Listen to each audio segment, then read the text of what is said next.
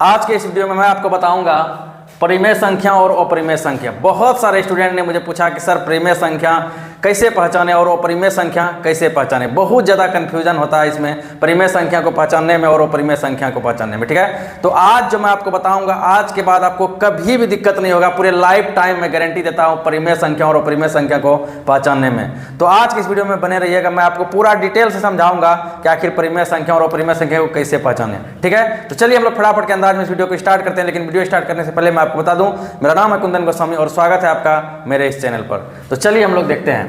तो देखिए यहाँ पर हमारे पास है परिमेय संख्या और अपरिमेय संख्या। सबसे पहले हमने लिया है परिमेय संख्या को, ठीक है, जिसको इंग्लिश में कहते हैं रेशनल नंबर। भाई पहले आप कुछ क्या कहते हैं डिफिनेशन वगैरह जान लीजिए, उसके बाद हम लोग क्या कहते हैं उसका कुछ एग्जांपल्स भी देखेंगे। तो देखिए हमने क्या लिखा कि वैसी संख्या जिसे P/Q के रूप में लिखा जा सके। सर अब ये P/Q क्या होता है नहीं समझते हैं, तो हम समझा रहे हैं ना, सिर्फ अपन खोपड़िया खोल के रखिए भाई। ठीक है, खोपड़ी खोल के रखिएगा तो क्या होगा, सारा चीज़ आपको समझ में आएगा। देखिए जैसे कि मान लीजिए 1/2 लिखते हैं, ठीक है, तो यहाँ पर समझिए कोई संख्या P है, कोई संख्या Q है। ठीक है, मतलब ये संख्या जो होना चाहिए वो बटा में होना चाहिए। याद रखें, बटा तो आप लोग समझ रहे हैं ना, बेटा नहीं बटा बटा। जैसे 1/2 हुआ, 3/4 हुआ, उसी तरह से देखिए अब 1/2 तो लिखेंगे नहीं, कि संख्या बहुत सारा है, इसलिए हमने P/Q लिख दिया। ठीक है, वैसी संख्या जिसे P/Q के रूप में लिखा जा सकता है। मतलब अपनी भाषा में कह दीजिए ना भाई कि बटे के रूप में लिखा जा सकता है, भिन्न के रूप में लिखा जा सकता है। काहे उतना घबरा रहे हैं आप। ठीक है, तो वैसी संख्या मेरे पास एकदम आसानी से समझिए, वैसी संख्या जिसे P/Q के रूप में लिखा जा सके। ध्यान दीजिएगा यहाँ तक। लेकिन हाँ कंडीशन है, बहुत सारे लोग खाली बोल दिए P/Q के रूप में लिखा जा सके, लेकिन क्या कंडीशन है उसको तो जान लीजिए। जहाँ P और Q पूर्णांक हो, अरे भाई भाई भाई P और Q पूर्णांक होना चाहिए। पूर्णांक संख्या आप लोग जानते होंगे, जो कि 0 भी होता है, 1 भी होता है, 2 भी होता है, 3 भी होता है, 4 भी होता है, 5 भी, चलते रहेगा इनफिनाइट तक। इधर माइनस में भी 1 2 3 4, यह इधर भी चलते रहेगा। यही सब संख्या होना चाहिए P और Q, शर्त है ये। अगर √2 आ जाएगा तो ये नहीं होगा, क्योंकि ये पूर्णांक नहीं है, इसमें नहीं आएगा। √3 हो गया तो ये पूर्णांक नहीं, इसमें नहीं आएगा। समझ रहे हैं? तो देखिए शर्त क्या है, जहाँ P और Q पूर्णांक हो। देखिए ये तो एक शर्त हुआ। दूसरा शर्त क्या है, तथा Q बराबर नहीं हो 0। बहुत बड़ी बात है। देखिए कभी भी नीचे 0 नहीं होना चाहिए। देखिए हमने क्या कहा, ऊपर में P और नीचे Q, तो ये जो Q वाला भाग है वो 0 नहीं होना चाहिए मेरे दोस्त। अगर 0 हो जाएगा तो फिर आप 0 हो जाइएगा, हीरो नहीं बन पाइएगा। समझ रहे हैं बात को, मतलब वो परिमेय संख्या होगा ही नहीं। मतलब जो Q होना चाहिए वो Q बराबर नहीं हो 0। यहाँ पर देखिए ये इसका मतलब हुआ, ये बराबर ऐसे काट दिए, मतलब हुआ बराबर नहीं, तो Q बराबर नहीं हो 0। Q बराबर 0 नहीं होना चाहिए। जैसे मान लीजिए हम लिख देते हैं 3/0, तो ये परिमेय संख्या नहीं होगा। ठीक है, तो यहाँ तक आपने समझा कि जहाँ P और Q पूर्णांक हो, पूर्णांक संख्या आप लोग समझ गए हैं, तथा Q बराबर नहीं हो 0, नीचे 0 नहीं होना चाहिए, मतलब जिसको कहते हैं हर। जैसे अंश होता है ना, ऊपर में अंश और नीचे हर, तो हर में 0 नहीं होना चाहिए। यहाँ अगर 0 आ जाता तो नहीं होगा, फिर तब उसे परिमेय संख्या कहते हैं। इतना शर्त के साथ हम उसको परिमेय संख्या कहेंगे। ये नहीं डायरेक्ट P/Q के रूप में जिसे लिखा जा सके उसे परिमेय संख्या कहते हैं। नहीं, गलत हो जाएगा तो और एग्जाम में फिर नंबर ना आएगा बढ़िया। ठीक है, तो इसलिए नंबर अगर लाना चाहते हैं तो क्या करें, शर्त के साथ उसको समझे, शर्त के साथ उसको सीखे मेरे भाई, तभी होगा, नहीं तो नहीं होगा। चलिए हम लोग कुछ एग्जाम्पल देख लेते हैं जैसे में। ठीक है, तो जैसे में हम लिख सकते हैं, क्या लिख सकते हैं सर, चलिए लिख देते हैं यहाँ पर 1/2, ये परिमेय संख्या हुआ।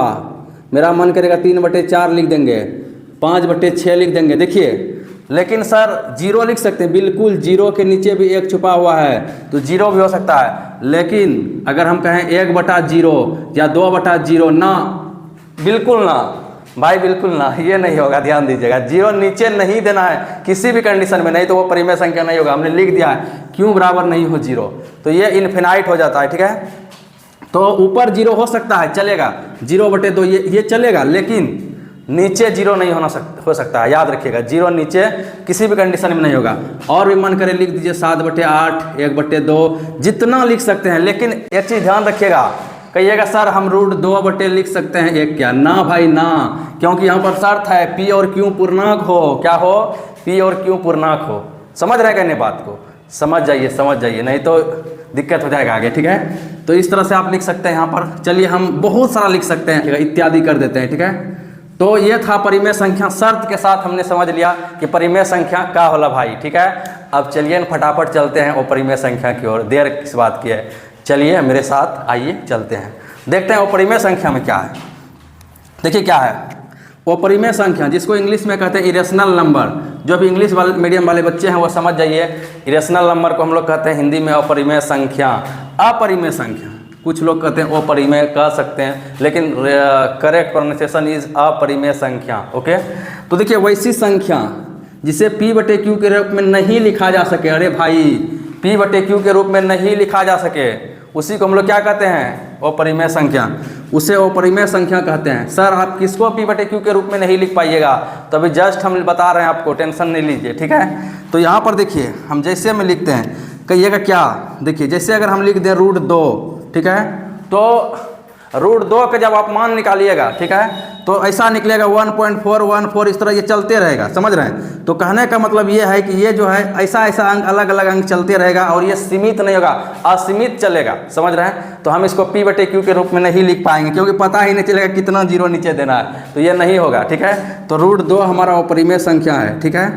√3 भी हमारा अपरिमेय संख्या है, √5 भी हमारा अपरिमेय संख्या है, √7 भी अपरिमेय संख्या है। कहिएगा सर कैसे √4 क्यों नहीं लिखे, तो भाई मेरे √4 का आप निकालिएगा तो 2 गुना 2, एक 2 बाहर हो जाएगा, तो ये तो परिमेय हो जाएगा, ठीक है। बहुत सारा एग्जाम्पल है आप, ठीक है। √6 भी लिख सकते हैं, सर कैसे लिख सकते हैं, देखिए 2 गुना 3, ये बाहर ही नहीं होगा, तो ये भी √6 भी हो सकता है, ठीक है।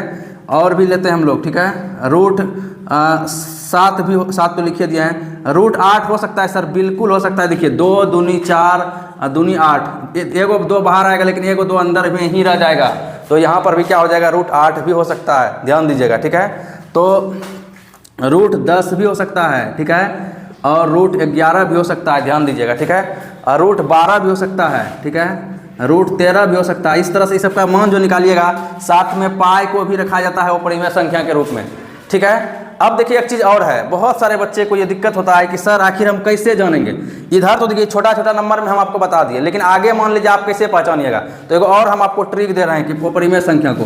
तो देखिए हम आपको पिछला वीडियो में बताए थे भाज्य संख्या और अभाज्य संख्या, तो जितना भी अभाज्य संख्या होगा, ठीक है, वो अपरिमेय होगा, याद रखिएगा। रूट के अंदर अभाज्य संख्या को हम रखेंगे तो परिमेय संख्या वो हो जाएगा आपका अपरिमेय संख्या, ठीक है। तो ये भी एक हमने आपको ट्रिक बता दिया, ठीक है। तो बहुत सारे संख्या है जो कि ये सब क्या है आपका अपरिमेय संख्या है। अब एक चीज और समझ लीजिए, अपरिमेय संख्या में अगर आप कुछ जोड़ते हैं तो भी अपरिमेय होगा, अपरिमेय संख्या में कुछ घटाते हैं तो भी अपरिमेय संख्या होगा। जैसे फॉर एग्जांपल के लिए यहाँ पर देखिए, हम यहाँ पर लिखते हैं, जैसे √2 में अगर हम 2 जोड़ दिए तो ये भी अपरिमेय हुआ, √5 में अगर हम 3 घटा दिए ये भी अपरिमेय संख्या हुआ, तो ये भी अपरिमेय संख्या होता है। इसमें जोड़िए घटाइए तो भी क्या होगा, वो अपरिमेय संख्या ही होगा, ध्यान दीजिएगा, ऐसा नहीं कि बदल जाएगा, ठीक है।